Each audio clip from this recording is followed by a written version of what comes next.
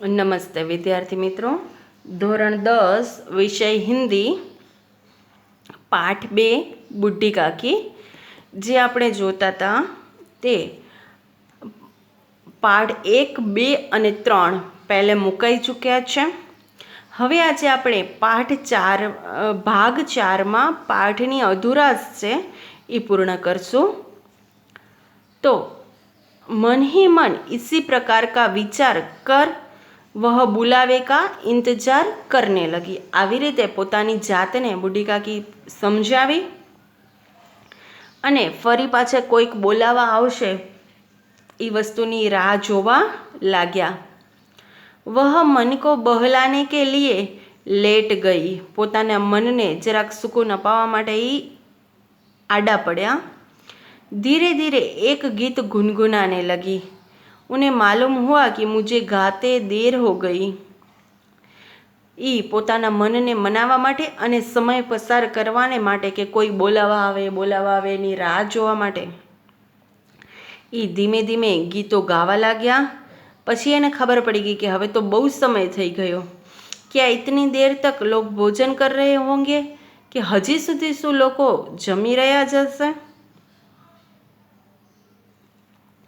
किसी की आवाज़ नहीं सुनाई देती. कोईनो अवाज पण नहीं आवतो. अवश्य ही लोग खा पी कर चले गए.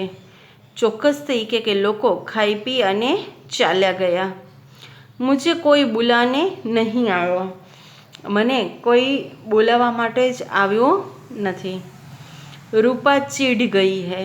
रूपा एकदम गुस्से थई गई है.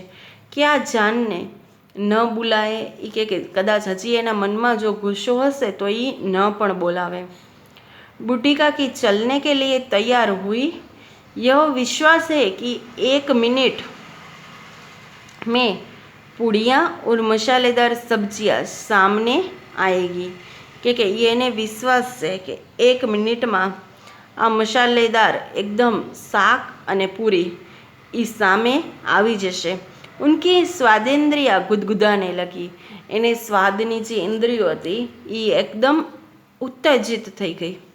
उन्होंने मन में तरह तरह के मसूम्बे बांधे. पहले सब्जी से पूड़ियाँ खाऊंगी, फिर दही और शक्कर से कचौड़ियाँ रायते के साथ मज़ेदार मालूम होगी. कल्पनाओं करवा માંડ્યા કે એકવાર પૂરી શાક ખાઈશ, પછી દહીંની સાથે કચોરી ખાઈશ. चाहे कोई बुरा माने चाहे भला, मैं तो मांग मांग कर खाऊंगी. કે ભલે જેને જેવું લાગવું હોય એ લાગે પણ હું તો માગીને પણ ખાઈશ. यही न लोग कहेंगे. એ કે ખાલી માત્ર લોકો વાતો જ કરશે ને કે એને વિચાર નહીં, કે આને તો જરાય વિચાર જ નથી. कहाँ करे इतने दिन के बाद पुड़िया मिल रही है तो मुँह जूठा करके थोड़ी ही उठ जाऊंगी. કે કેટલા દિવસ પછી પૂરી મળી રહી છે તો ખાલી મોઢો એંઠો કરી અને થોડી આવતી રહીશ. वह उकड़ू बैठ कर हाथों के बल सरकती हुई आंगन में आई. ફરી પાછી ચાલી નતા શકતા એટલે એવી જ રીતના પોતાના રૂમમાંથી નાના બાળકની જેમ ભાખોડિયા ભરતા બારે આંગણામાં આવી ગયા. પરંતુ હાય દુર્ભાગ્ય, આવતાની સાથે એની ચીસ નીકળી ગઈ કે આ તો કેવા દુર્ભાગ્ય છે. મહેમાન મંડલી અભી બેઠી हुई थी. કે મહેમાનો હજી બધા બેઠેલા જ હતા. કોઈ ખાકર ઉંગલિયા ચાટતા હતા. કે કોઈ હજી જમીને આંગળી જ ચાટતા હતા. कोई तिरछे नेत्रों से देखता था कि और लोग अभी खा रहे हैं या नहीं. इतने में बूढ़ी काकी रेंगती हुई उनके बीच में जा पहुंची. आ બધા જ હજી મહેમાનો હાજર હતા. કોઈએ જમી લીધું હતું, કોઈ હજી જમતા હતા, બાકી હતા, કોઈ જઈ રહ્યા હતા મહેમાનો. અને એવામાં જ બુઢી કાકી ત્યાં જઈ અને પહોંચી ગયા. पंडित बुद्धिराम काकी को देखते ही क्रोध से तिलमिला गए. પહેલાં રૂપાએ જેમ ક્રોધ કરી તો એવી જ રીતના હવે રૂપાના પતિ અને આ બુઢી કાકીના ભત્રીજા બુદ્ધિરામ એ પણ એવી જ રીતના ક્રોધ કરવા લાગ્યા. लपक कर उन्हें काकी के दोनों हाथ पकड़े, एकदम झपटी અને કાકીના બે हाथ पकड़ी લીધા और घसीटते हुए लाकर उन्हें अंधेरी कोठरी में धम से पटक दिया।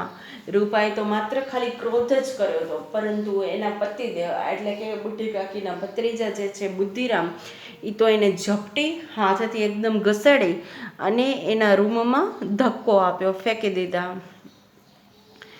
મહેમાનોને ભોજન કિયા, મહેમાનો જમતા હતા। ઘરવાલોને ભોજન કિયા, ઘરવાળાએ પણ બધાએ જમ્યું। बाजे वाले धोबी नाव भी भोजन कर चुके, परंतु बुढ़ी काकी को किसी ने न पूछा। बधा मेहमानो जमी गया, घरवाड़ाए बधा जमी लीधुं, आ कामवाड़ा जे बधा आव्या था ए पण बधाए जमी गया, परंतु बुढ़ी काकी ने कोईए पण पूछ्યું नहीं। बुद्धिराम और रूपा दोनों ही बुढ़ी काकी को उतनी निर्लजता के लिए दंड देने का निश्चय कर चुके थे। बने पति पत्नीए गुस्सो कर्यो तो एटले बने साथे मळी अने ई के एने आवुं काम कर्युं छे एटले आपणे एने हवे सजा आपशुं एवुं एने नक्की कर्युं हतुं। उनके बुढ़ापे पर, दीनता पर किसी को करुणा न आई। एने पोताना वृद्धावस्था पर अने आवी दीनता गरीबाई पर कोईने पण आवी करुणा पर एने दया आवी नहोती કે ગામવાળા બધા લોકો આટલા જમી ગયા છે અને ઘરના જે સભ્ય છે એ હજી સુધી ભૂખ્યા બેઠા છે। अकेली लाडली उनके लिए परेशान हो रही थी। एक ज मात्र लाडली एना माटे परेशान थती हती। लाडली को काकी से अत्यंत प्रेम था। लाडली एटले ए रूपा अने बुद्धिरामनी नानकड़ी दीकरी हती, एने काकी ऊपर बहु ज प्रेम हतो। वह झुंझला रही थी कि वे लोग काकी को बहुत सी पूड़ियाँ क्यों नहीं दे देते। एने एवुं थातुं हतुं कि आ बधा लोको काकीने केम हजी सुधी पूड़ियाँ के आवी पूरी शाक ने जमवानुं हजी सुधी केम नथी आपता। क्या मेहमान सबकी सब खा जाएंगे? शू मेहमान ज छे ए बधुं खाई जशे? और यदि काकी ने मेहमानों के पहले खा लिया तो क्या बिगड़ जाएगा? जो काकीए मेहमानों थी पहला जमी लेशे तो शू बगड़ी जवानुं छे? वह काकी के पास जाकर उन्हें धैर्य देना चाहती थी, परंतु माँ से डर से न जाती थी कि काकी पास जई अने एने सांत्वना धीरज आपवा इच्छती थी, परंतु मानी बीक थी ई जई सकती न हती। उसने अपने हिस्से की पूड़ियाँ बिल्कुल न खाई थी। एने पोताना भागनी पूरी हजी सुधी खाधी न हती। उन पूड़ियों को काकी के पास ले जाना चाहती थी। ए पूड़ी ने ई काकीनी पासे लई जवा इच्छती थी। उसका हृदय अधीर हो रहा था। एनो हृदय छे ई अधीरो थातो हतो। बुढ़ी काकी मेरी बात सुनते ही उठ बैठेंगी કે એ મારી વાત સાંભળતા જ ઊભી થઈ જશે। પૂડિયા દેખકર कैसी प्रसन्न होंगी, આ પૂરી જોઈ અને એ એકદમ ખુશ થઈ જશે। मुझे खूब प्यार करेगी કે મને બહુ પ્રેમ કરશે। रात के 11 बज गए थे। रूपा आंगन में पड़ी सो रही थी। लाडली की आंखों में नींद न थी। काकी को पूड़ियाँ खिलाने की खुशी उसे सोने न देती थी। जब विश्वास हो गया कि अम्मा सो रही है तो वह चुपके से उठी और बूढ़ी काकी की कोठरी की ओर चली।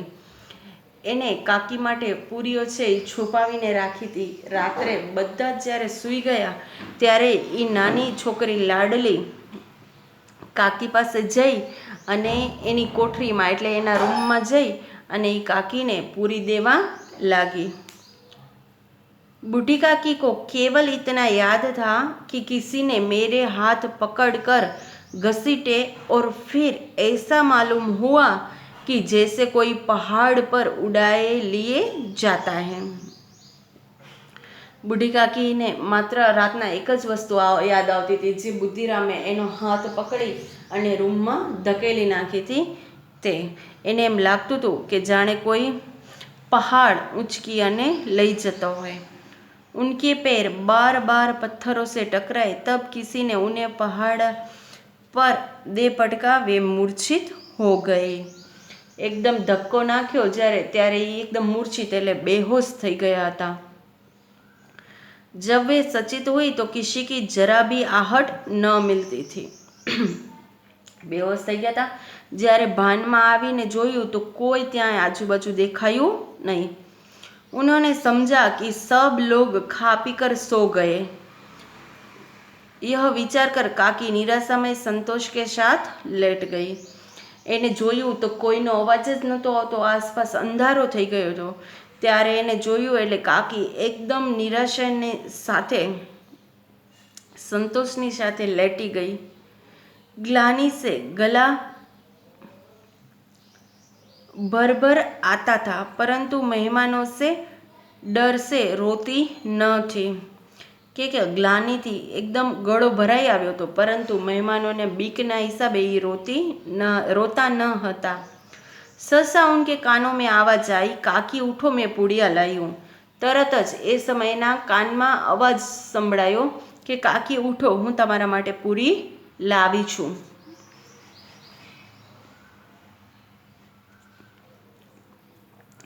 काकी ने लाडली की बोली पहचानी, चटपट उठ बैठी. दोनों हाथों से लाडली को टटोला और उसे गोद में बैठा लिया. लाडली ने पूरियाँ निकाल कर दी. पूरियाँ लाडली છે એ પૂરી લઈ આવી હતી કાકી માટે, એટલે એકદમ ખુશ થઈ ગઈ અને કાકીને કહેવા લાગી. કાકી એને કીધું, ઝટપટ ઊભા થઈ અને તરત જ એને પોતાના ખોળામાં લઈ એને પ્રેમ કરવા લાગ્યા. અને એને લાડલીએ એના કાકી માટે પૂરી એને કાઢી અને જમવાને માટે આપી. મિત્રો, આ ભાગ 4માં આપણે અહીંયા સુધી રાખીએ છીએ. નેક્સ્ટ અધુરાશ આપણે ભાગ 5માં આ પાઠની પૂર્ણ કરશું.